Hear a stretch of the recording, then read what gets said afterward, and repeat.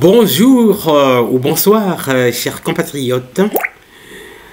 Alors, on boite na bino banso bandeko na biso ba bolingo ba wazalendo moyo en bonsu bananga de bateleji jambo yendo wasikilizi wapenzi boite na bino bampangi. Voilà, chers compatriotes. La démission de Constant Mutamba n'a pas été officiellement rejetée par Fachi. Il l'a reçue mais n'a pas réagi officiellement. Constitutionnellement, elle est effective. Mais politiquement, Fachi soutient Constant Mutamba. Suivez, le président Félix Tshisekedi n'a pas refusé la démission de Constant Mutamba car il n'a pas eu à l'accepter.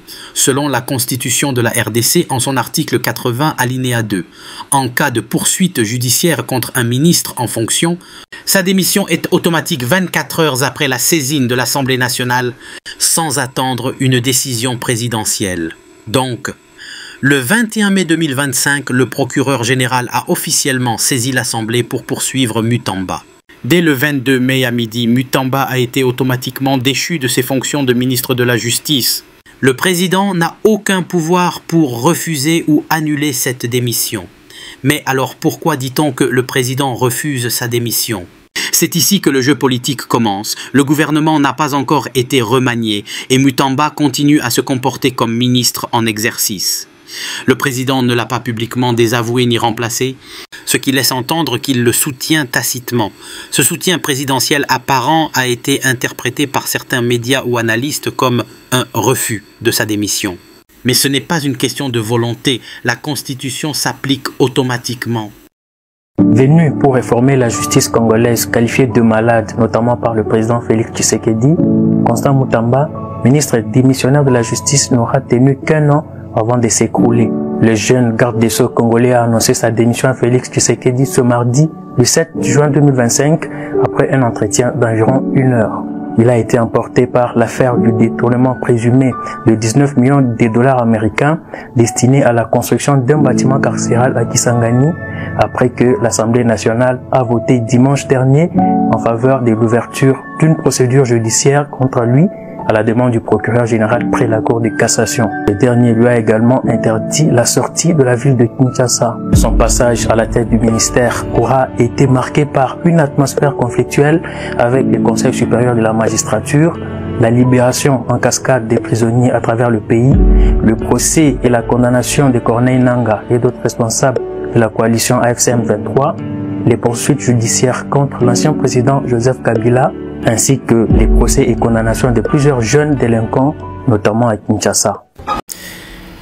Eh bien, nous terminons notre flash par l'accord qui a été signé hier, le 18, aux États-Unis. Donc, il s'agit d'un accord de non-agression et ses conséquences, ce qui s'ensuit. Je vous permets de suivre ça.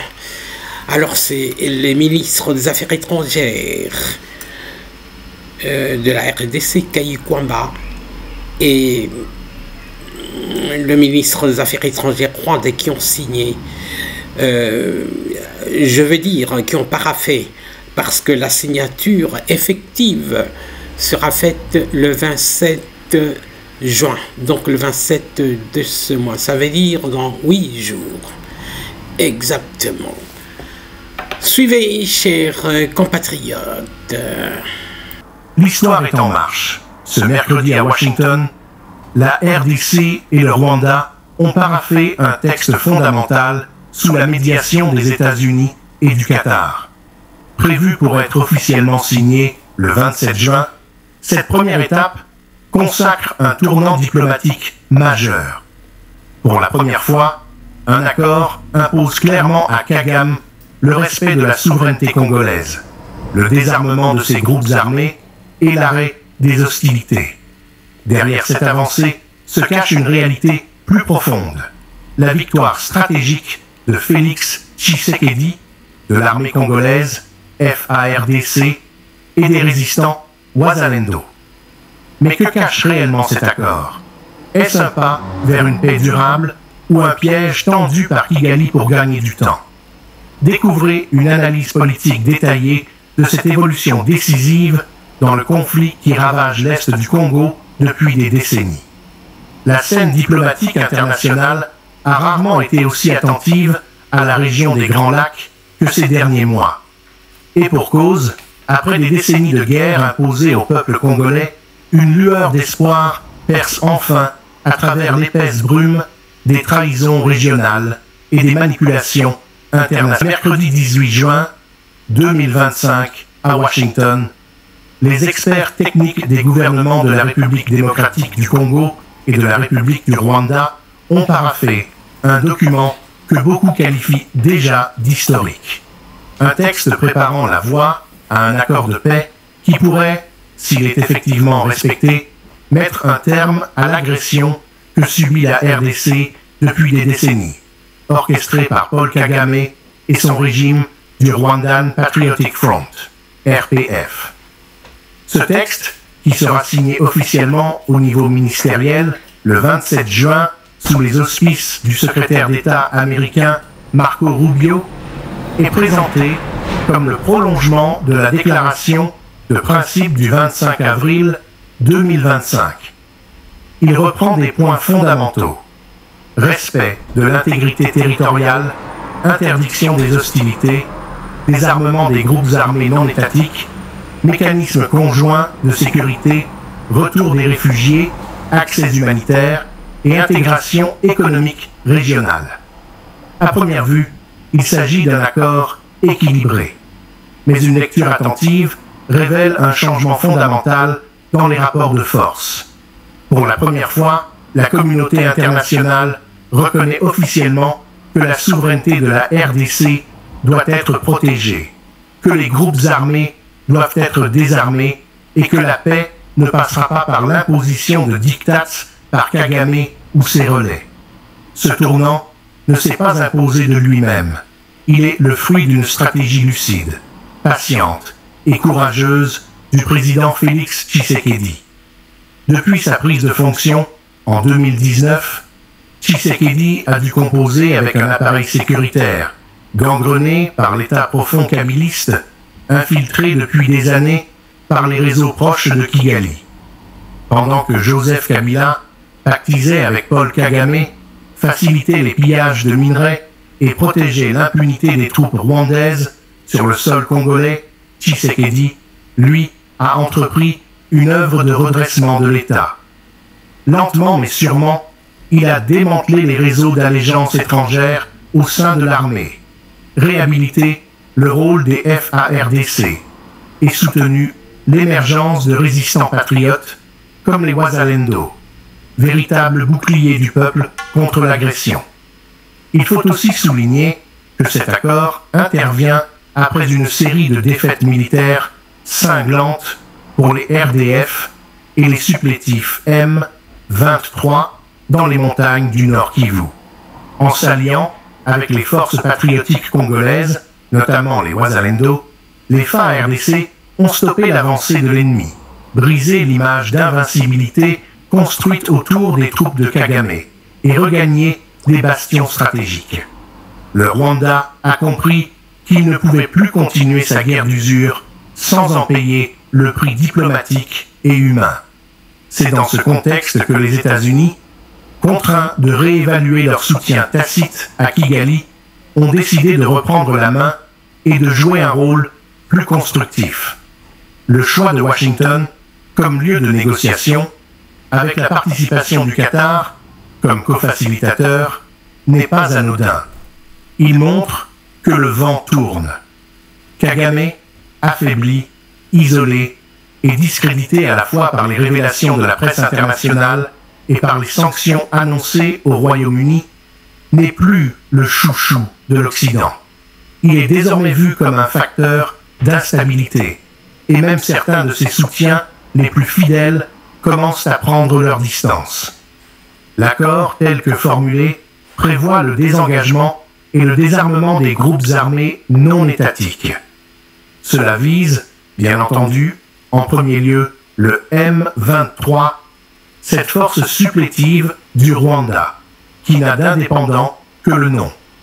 Depuis sa résurgence en novembre 2021, ce groupe s'est illustré par des massacres, des déplacements massifs de population et le pillage systématique des ressources naturelles. Il est aujourd'hui reconnu, preuves à l'appui, comme un instrument du régime rwandais pour maintenir l'instabilité dans l'est du Congo. Nous nous arrêtons L'autre par point ici, crucial de l'accord chers est compatriotes, l'intégration en conditionnelle attendant de certains une éléments des groupes réaction armés. Ce point officielle doit être du surveillé de président près, de la car il République pourrait sur être la manipulé démission par le régime rwandais de pour tenter d'infiltrer à Constant nouveau Mutamba, les institutions le sécuritaires ministre de la congolaises. Justice. Mais cette fois, Que Dieu Tshisekedi bénisse et ses la conseillers République semblent avoir appris les erreurs du démocratique passé. du L'intégration Congo. J'ai ne oublié sera possible le que Ouazalendo sous conditions strictes, depuis hier avec des se vérifications de trouve nationalité, dans la des ville tests de d'aptitude et surtout Bukavu. un contrôle rigoureux Nous de attendons d'un l'allégeance au moment drapeau à congolais. l'autre qu'ils Un prennent mécanisme de le coordination gouvernement sécuritaire basé sur le concept s'est dirigé d'opération du vers 30 le et en gouvernement. octobre 2024 sera mis en place. C'est une avancée stratégique qui permet à la RDC de garder la main sur ses décisions militaires tout en s'inscrivant dans un cadre régional de coopération. Le piège de la cooptation aveugle, tel qu'il a été expérimenté dans les années 2000 avec les brassages désastreux orchestrés par Kabila, semble avoir été évité. La RDC a aussi imposé, dans l'accord, la question du retour des réfugiés et des déplacés internes. Cette clause est essentielle, car elle permet de réaffirmer que les territoires congolais doivent redevenir des espaces sûrs pour leur population, et non des zones occupées par des forces étrangères ou instrumentalisées. L'accès humanitaire y est également garanti, ce qui répond aux préoccupations de nombreuses ONG présentes sur le terrain. Mais le point le plus fondamental, le plus symbolique et le plus politique de cet accord reste l'engagement commun sur le respect de la souveraineté et de l'intégrité territoriale de la RDC. C'est une ligne rouge claire, un message adressé directement à Kagame. L'époque où le Rwanda pouvait s'infiltrer dans les affaires congolaises en toute impunité est révolue. Le peuple congolais, à travers sa résistance, sa diplomatie et son armée, vient d'imposer ce principe non négociable sur la scène internationale. Le rôle du Qatar dans cette médiation mérite aussi d'être souligné. En s'alliant avec Washington, Doha cherche à asseoir sa position en Afrique comme facilitateur de paix. Mais contrairement aux années passées, où les médiateurs imposaient leur lecture au détriment des peuples africains, cette fois, les discussions ont été conduites dans le respect des revendications fondamentales de Kinshasa. Il ne s'agit plus de forcer la RDC à accepter une intégration de façade ou des concessions dangereuses, mais de construire les bases d'une paix juste, équitable et durable. Un sommet des chefs d'État est annoncé à Washington pour consolider ces avancées. C'est une reconnaissance implicite que le dossier congolais ne peut plus être traité en coulisses. Il faut l'affronter frontalement avec la participation directe des principaux responsables, dans la transparence. Et Tshisekedi, en imposant la voix du peuple congolais à cette table, prouve qu'il est devenu un acteur diplomatique incontournable dans la région. Cet accord n'efface pas les crimes de Kagame ni ceux de ses supplétifs du M23. Il ne ressuscite pas les milliers de vies perdues, ni ne reconstruit à lui seul les villages brûlés, les enfants traumatisés ou les femmes violées. Mais il représente un tournant stratégique. Il consacre, pour la première fois depuis les trahisons des années Kabila, la victoire d'une ligne nationaliste, souverainiste et panafricaniste. Il faudra rester vigilant, car Kagame est passé maître dans l'art de gagner du temps à travers de faux engagements. Mais cette fois, les rapports de force ont changé.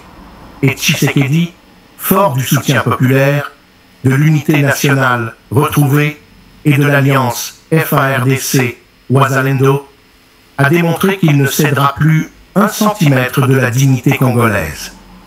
L'histoire retiendra que c'est en juin 2025, à Washington, que la RDC a imposé au monde une vérité simple.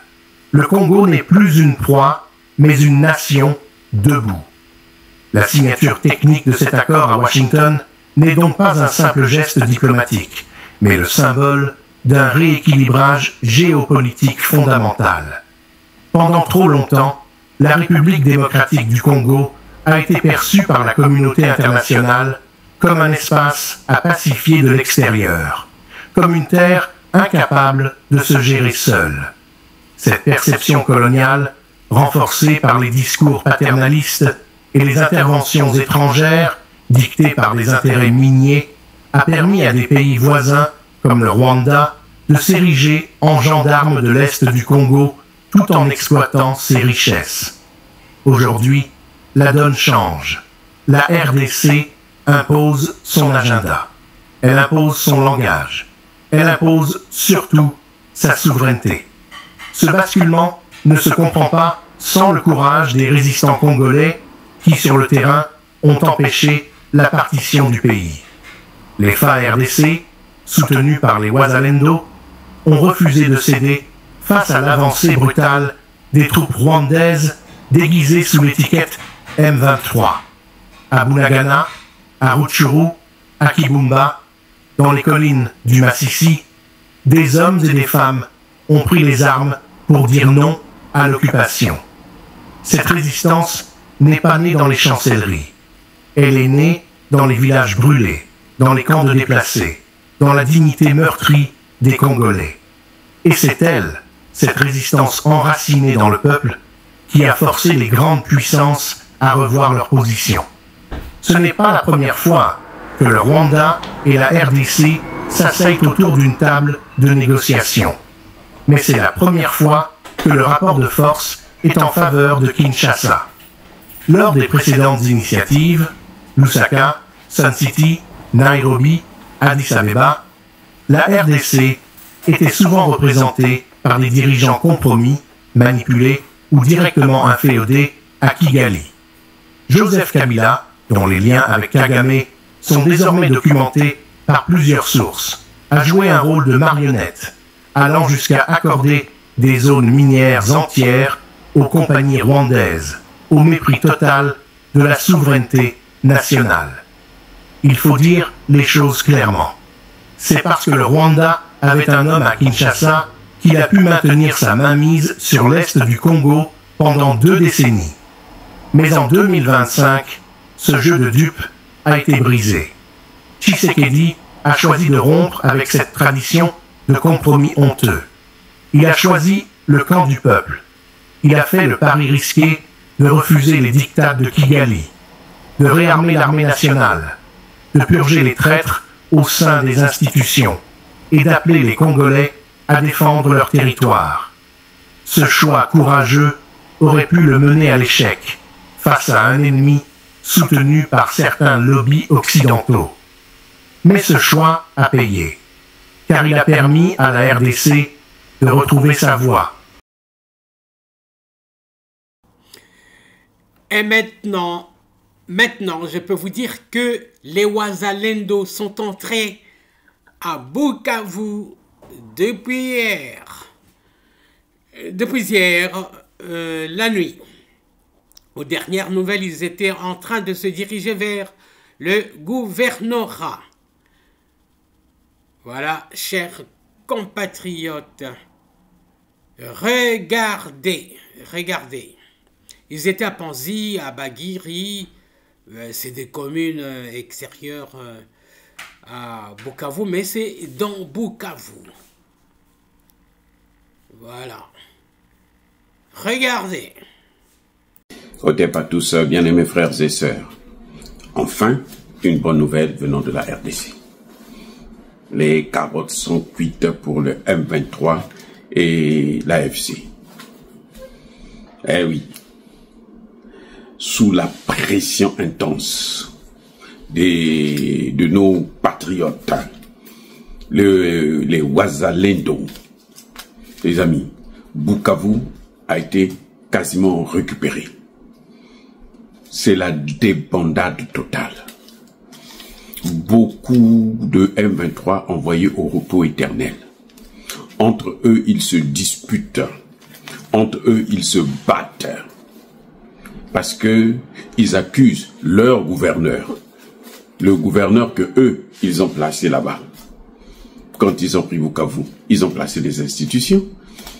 Ils accusent ce gouverneur-là d'avoir laissé rentrer les Wazalendo. Non, les Wazalendo ont fait pression. Les Wazalendo ont déclaré que nous, que Kagame soit mort ou vivant, ce n'est pas notre problème. Nous, notre problème, c'est récupérer nos terres. Il faut chasser tous ces gens-là de notre territoire. Les amis, Kabare est tombé ce matin. Nous sommes déjà dans... C'est un quartier, en fait, de Bukavu. Kabare, Katana, pareil. Vous avez aussi Bagira, hein, La Beauté, toute... C'est-à-dire que le Bukavu est pratiquement... Il n'y a plus rien. Les gars n'ont pas pu tenir. Ça fait plusieurs jours que les combats ont commencé. Mais là, cette soirée, cette nuit, nous sommes arrivés à l'entrée des Wazalendo dans Bukavu complètement. Au moment où je suis en train de réaliser cette vidéo, il est 21h au niveau des États-Unis. Ces gens-là étaient, aux dernières nouvelles, ils avançaient vers le gouvernorat. Alors, pour ceux qui ont dit, ceux qui nous ont fait croire que l'Amérique était venue pour sauver le Congo, qu'ils se leurrent. C'est bien que Tshisekedi signe des partenariats avec les États-Unis. Ça, moi, je n'ai pas de problème pour ça. Mais la paix, ce sera le rôle, le travail des Congolais eux-mêmes. Il faut bouter hors du territoire congolais tous ces Rwandais, surtout ceux qui sont venus dans le cadre du mixage, brassage. Le Congo doit refaire tout, revoir tout, et puis commencer à prendre des dispositions pour arriver à ce qu'on puisse avoir la vraie paix. Si vous attendez les Américains, ça ne arrivera pas. Vous voyez, les Américains ont lâché l'Ukraine. Vous voyez, les Américains n'arrivent pas à tenir en Israël. Trump a beau intimider l'Iran.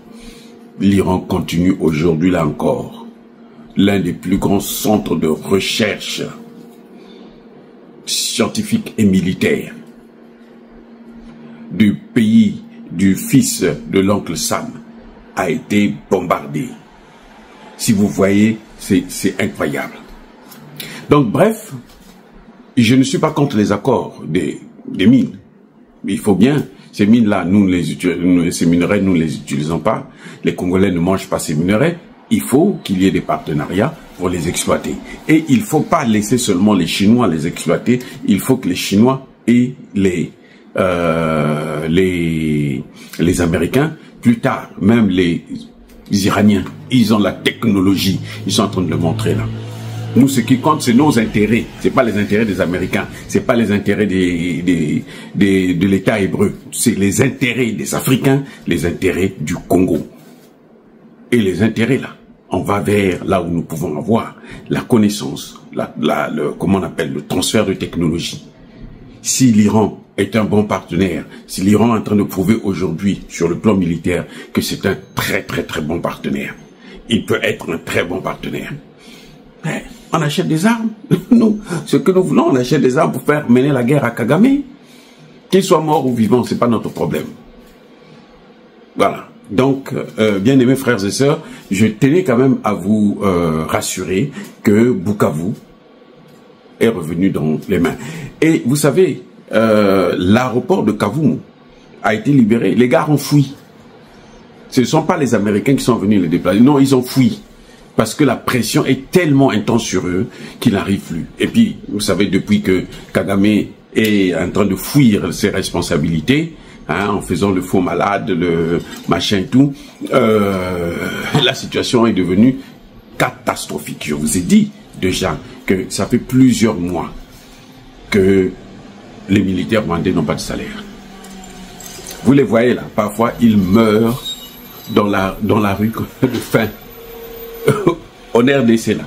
C'est pour ça qu'ils sont tellement furieux qu'ils massacrent les gens comme ça, comme des lapins. Mais, en tout cas, les Ouazalendo, bien que l'armée, les FARDC sont toujours en train de respecter le cessez-le-feu. Hein. Oui.